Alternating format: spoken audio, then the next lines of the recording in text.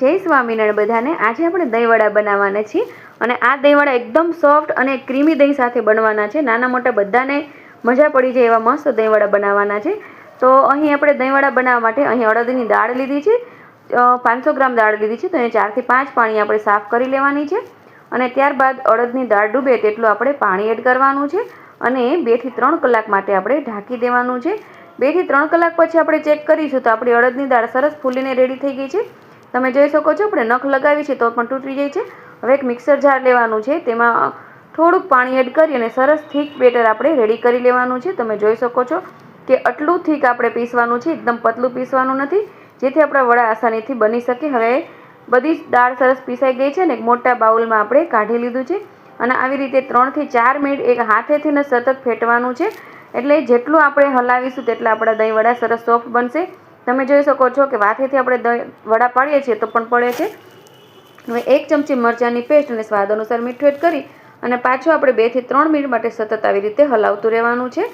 અને હવે આપણું તેલ પણ ગરમ થઈ ગયું છે, તો આપણે ચેક કરી લઈશું કે વડા આપણે તેલમાં એડ કરીએ છીએ તો તરત ઉપર આવી જાય છે। તો આટલું તેલ આપણે ગરમ કરીશું કે વડું તરત જ આપણું ઉપર આવી જવું જોઈએ। તો એક એક કરીને આપણે બધા જ વડા આપણે એડ કરી દીધા છે અને સરસ રીતે તળી લેવાના છે। તો આવી ચમચીથી જ આપણે ફેરવતા રહીશું અને બ્રાઉન થાય ત્યાં સુધી આપણે સતત હલાવતું રહેવાનું છે। તો આપણા સરસ વડા છે એ બ્રાઉન બનીને રેડી થઈ ગયા છે। તો ફ્રેન્ડ્સ, આપણે બધા જ વડા તેલમાંથી કાઢી લઈશું। બહુ સરસ આપણા વડા લાગે છે, તો એકદમ આવી રીતે બ્રાઉન કલરના થાય ત્યાં સુધી આપણે તળી લેવાના છે અને હવે વડા આપણે બાઉલની અંદર કાઢી લેવાના છે। ત્યારબાદ હવે આપણે દહીં રેડી કરવાનું છે।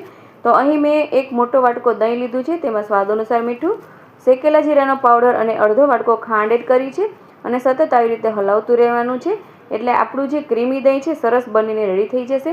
તો હવે આપણે એક બાઉલની અંદર પાણી લઈશું, તેમાં મીઠું એડ કરીશું અને જેટલા વડા આપણે જોતા હોય તેટલા વડા આપણે પલાળીશું અને પલળી ગયા પછી આપણે બધા જ વડાને એક ડીશમાં ગોઠવી દઈશું અને વડા ડૂબે તેટલું આપણે જે દહીંનું બેટર બનાવ્યું છે તે દહીં સરસ આપણું ક્રીમી દહીં છે તે એડ કરી દઈશું અને તેની ઉપર આપણે ખાટી મીઠી આંબલીની ચટણી અને ગ્રીન ચટણી, ત્યારબાદ થોડુંક મીઠું, થોડુંક શેકેલા જીરાનો પાવડર અને થોડીક આપણે લાલ મરચું પાવડર એડ કરી દેવાનું છે। તમને જે પસંદ પડે તે ઉપર તમે એડ કરી શકો છો।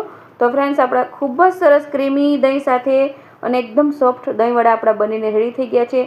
તો ફ્રેન્ડ્સ, તમને આ દહીંવડા કેવા લાગ્યા મને કમેન્ટ કરીને જરૂર જણાવજો અને તમને જો મારી આ દહીંવડાની રેસીપી ગમી હોય તો મારી આ ચેનલને લાઇક કરજો, શેર કરજો અને સબસ્ક્રાઈબ કરજો અને હા, ઓલ બટન દબાવવાનું ના ભૂલતા, જેથી તમને મારા આગળના બધા જ વિડીયોની નોટિફિકેશન મળતી રહે। જય સ્વામિનારાયણ।